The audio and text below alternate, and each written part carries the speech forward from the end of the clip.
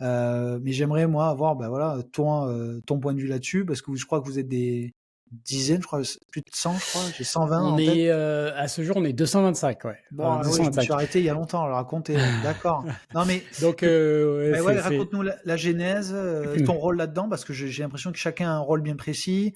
Voilà donc ouais, c'est une sacrée histoire. Donc, le créateur, c'est Frédéric Pedro, hein, qui l'a créé. oui, Et en fait, moi, il m'a contacté au début pour faire partie de la première vague d'associés, si tu veux. OK, Donc, à la base, il m'a montré un PowerPoint en me disant, bah, viens, on se met ensemble et on achète 4 immeubles, quoi. ça va, Et ça voilà, naturel. donc oui, voilà, donc on s'est dit bon, bah, très bien, pourquoi pas. C'est Ouais. pas donc c'est basé à Angoulême, donc c'est pas, tu vois, c'est pas des gros prix. Hein. 4 immeubles, je sais plus combien c'était au départ, mais c'était pas des gros budgets. Donc la vision, c'est au départ, une sorte de projet expérimental de voir comment on peut réunir des associés. Mais le faire différemment parce que bon, tu vois, des club deals, etc., ça existe depuis longtemps dans Mmh. l'immobilier. Mais là, l'idée, c'était de dire, bah, comment on peut faire ensemble, comment on peut faire un projet bah, qui ait une composante collaborative et autour de l'immobilier et avec beaucoup d'innovation dans la manière de faire. C'est-à-dire sur les objectifs même qu'on se fixe en termes de performance, tu vois, énergétique, d'impact social, etc. Comment on peut intégrer tout ça dans un projet et être rentable quand même, quoi, tu vois. Donc c'était la genèse un petit peu de départ. Et en fait, ça a tellement bien marché que bah, les 4 immeubles, ils ont été faits très vite, quoi. Et donc très vite, on s'est dit, bah ok, maintenant, qu'est-ce qu'on fait? Qu'est-ce qu'on fait? Parce que Ouais. le projet était lancé pour 10 ans, en disant, on les achète, on les rénove, on les exploite et puis on revend. Mais dans 10 ans, on se dit, bon, on va pas rester avec 4 immeubles pendant 10 ans, c'est un peu dommage. Donc du coup, voilà, du coup, il y a eu une deuxième levée avec de nouveaux associés où on est passé donc de 75 à 125. Ouais. Avec cette deuxième levée, on était à 4 millions d'euros de fonds propres. On a réussi à obtenir un financement à hauteur de 1,5 million. Donc tu vois, on a réussi à se faire suivre par une banque. Là, on termine une deuxième levée où on a une centaine de nouveaux associés, où on a levé environ 5 millions, 5 à nouveau, et on est en train de finaliser un prêt à hauteur de 3 millions. Donc voilà. C'est une Ça, capacité de lever de l'argent de 8, c'est ça? C'est-à-dire vous ouais, pouvez investir 8 millions quoi? ouais, ouais, ouais, là, ouais, ouais. Donc là, si tu veux, comment sont donc il y a eu enfin dans la foncière, ce qui est génial, c'est que déjà les associés sont sélectionnés. Tu vois, si tu peux pas venir taper à la porte et dire j'ai de l'argent, je voudrais rentrer. Ça marche pas comme D'accord. ça. Alors c'est quoi Euh, le pour Il y y a, il y a- rentrer? bah, il y a 2 entretiens. Il y a un entretien avec Frédéric et un entretien avec au moins un autre associé. Donc là, sur la dernière levée, c'était Frédéric et moi qui avons géré ça. Donc, ce qui fait que c'est un super réseau parce que toutes les personnes qui sont là ont été sélectionnées parce qu'elles ont à minima un attrait pour l'immobilier. Voilà, c'est pas tout le monde n'est pas investisseur et n'a pas un patrimoine immobilier incroyable, hein. Mais par contre, tout le monde est intéressé par l'immobilier, tout le monde veut faire des choses et l'idée c'est bah, que tout le monde contribue un petit peu à la foncière. Alors, quand je dis contribution, c'est 2-3 jours dans l'année. Hein. C'est pas un Ouais. mi-temps. Hein. C'est 2-3 jours dans l'année, mais c'est d'apporter un coup de main, soit sur le terrain, soit à distance. On a pas mal de démarches administratives, de dossiers en tout genre à gérer.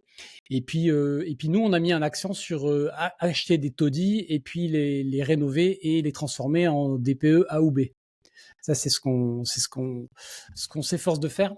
Ah mais là, tu es obligé d'acheter en Euh, monopropriété, hein, parce que ça, la copro, oui, tu peux pas. Ouais, ah non oui, mais oui, bon, oui, oui. Non, de toute façon, on achète, que des immeubles, ouais. on a quelques appartements, mais sinon c'est que des immeubles. Et puis voilà, donc ça va très loin dans la recherche écologique, l'optimisation. On a une très grosse démarche d'obtention de labels aussi Ouais. à un niveau qui normalement est réservé aux grandes entreprises. Par exemple, on a le label RSE au niveau engagé. On a un label achat responsable. Tu vois, c'est le genre de label qu'obtiennent les banques, par exemple. D'accord, ouais. Donc nous, on a fait les démarches pour obtenir ce genre de label, alors qu'on est une petite structure, on n'a pas de salariés, tu vois, on est complètement, c'est un ovni, hein, ce projet. C'est un ovni, même pour les banques, on est un ovni. Et le fait de faire ces démarches d'obtention de, si tu veux, de label, déjà nous légitime vis-à-vis de nos partenaires. Et du coup intéresse également les banques parce qu'elles cherchent à financer de plus en plus des projets qui ont un accès qui ont un axe pour la planète, qui ont un côté vert, mais elles savent pas vraiment comment faire ça aujourd'hui, à part refuser des biens qui sont en DPEG ou alors exiger que des travaux soient faits. Ça va pas plus loin que ça, tu vois. Elles savent pas trop comment traiter le sujet.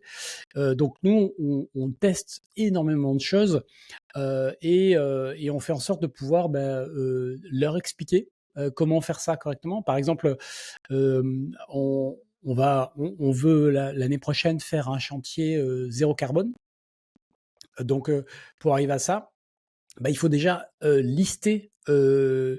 le coût carbone de chaque matériau que tu vas utiliser sur le chantier. Donc, par exemple, on a trouvé qu'il y a une base de données européenne des matériaux avec le bilan de carbone de chaque matériau. Donc, l'idée, ça va être sur un des projets de pouvoir lister ça, de pouvoir mesurer le coût carbone de notre chantier et de pouvoir après l'annuler euh, en plantant des arbres, tu vois, en ayant des démarches dans ce sens-là, voire même on pense qu'on pourra d'ici 1 à 2 ans peut-être vendre des crédits carbone. Parce qu'en fait, on va générer, on va pouvoir mesurer l'économie de carbone que l'on fait et peut-être valoriser cette économie au travers des chantiers qu'on fait. Donc, tu vois, ça va très loin dans ce genre d'aspect que aujourd'hui dans l'immobilier qui sont pas, c'est très rare hein, ce genre de choses.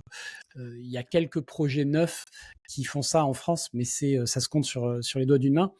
Donc nous, on fait toutes ces démarches-là pour valoriser le patrimoine, pour aussi pouvoir discuter avec les banques. Du coup, ça nous amène à discuter avec le niveau COMEX de quelques banques hein, qui sont étonnés par ce qu'on fait, quoi.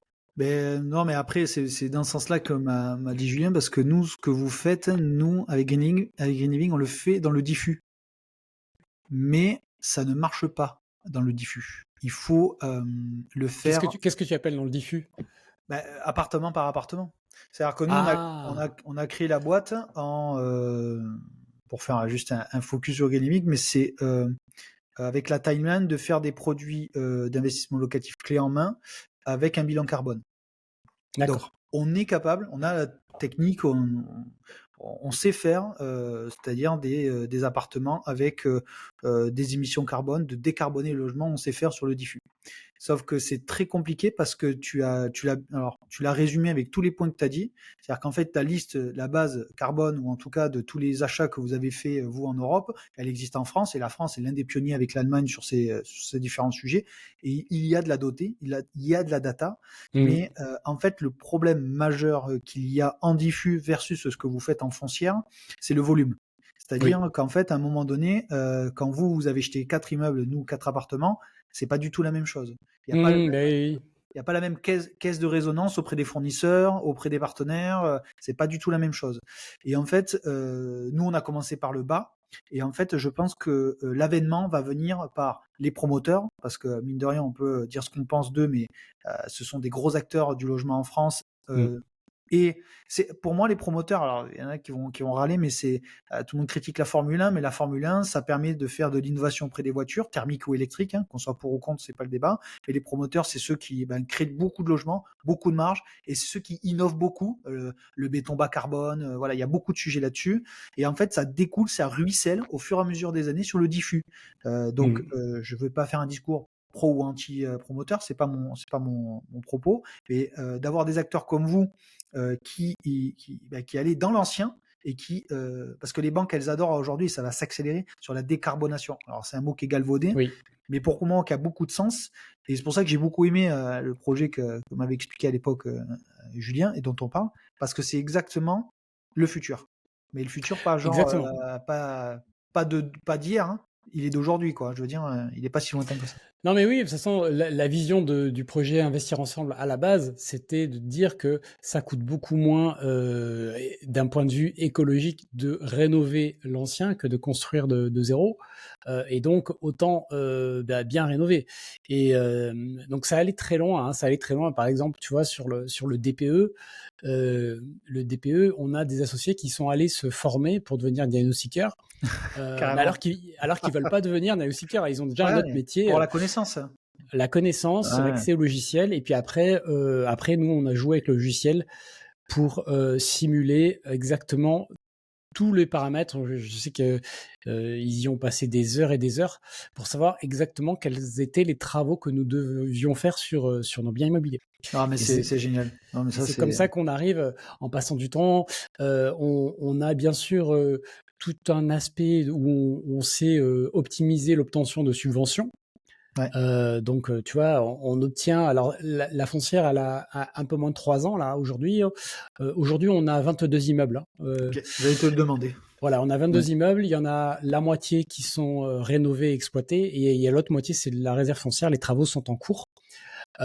Et si tu veux, ce qu'on arrive à faire pour l'instant, c'est qu'on obtient entre 100 et 200 000 euros de subventions par an, avec notamment les démarches auprès de l'ANA. On a un ancien de l'ANA qui est associé dans la foncière. Ah ouais, d'accord. Ouais. Et Parce que voilà. Et j'allais te dire, l'un des actes les plus difficiles, c'est le juridique sur les subventions, les aides. voilà. Là, on a le temps, si tu veux, parce qu'on est Ouais. plusieurs. On Eh est oui, plusieurs. ah ouais. Moi, à titre personnel, j'ai essayé une fois de faire un dossier avec l'ANA, j'ai abandonné en fait. Eh ben ouais. Ouais, Au bout de 3 rendez-vous, j'ai Ouais. dit à la personne, bah, écoutez, gardez votre subvention, je vais me débrouiller tout seul parce Eh que ouais. j'ai pas le temps en fait. Là, Alors que quand tu as compris les hacks, c'est ça. c'est Nous, si bizarre, tu hein. veux, on a développé un outil en interne pour générer le devis au format attendu par l'ANA. Ah ouais. Comme ça, C'est- il y a zéro retour, il y a zéro question, il y a toutes les informations dont ils ont besoin. Ah ouais, vous êtes allé très Donc, très loin là. on est allé Ah loin ouais. sur l'optimisation. On est très fort en automatisation et en informatique pour vraiment que ça nous prenne le moins de temps possible. Pareil sur la gestion locative, tout se fait, toutes nos gestions locatives se font à distance. Ouais. Donc, on a des visites virtuelles pour chacun des appartements. Enfin voilà, tout est ultra optimisé pour que ce soit gérable, hein, sans qu'il y ait voilà de. Alors je vais mettre des pieds dans le plat, Mickaël, mais 200 personnes à gérer là, associées. À un moment donné, vous avez un groupe WhatsApp ou je sais pas, Discord ou Non, Telegram. surtout pas justement, surtout pas parce que sinon, Ah, c'est. sinon ça c'est sans fin. Non, là après c'est ça c'est Frédéric qui pilote le projet. Hein, de toute façon, c'est lui le capitaine à bord, donc il pilote le projet et après il va aller chercher des associés à droite à gauche en fonction des chantiers. Et puis ces associés vont après constituer des groupes de travail sur D'accord. sur des sujets type, je sais pas, récemment il y a eu un sujet sur l'optimisation des consommations d'eau. Donc tu vois, c'est un sujet qui est pas trop maîtrisé pareil en France. Donc nous, ce qu'on voudrait faire, c'est pouvoir déjà juste mesurer la consommation par logement et après installer des systèmes, un système, tu sais, d'aération de l'eau là que tu mets au niveau du robinet pour pouvoir mesurer la différence de consommation, tu vois, et pouvoir le démontrer.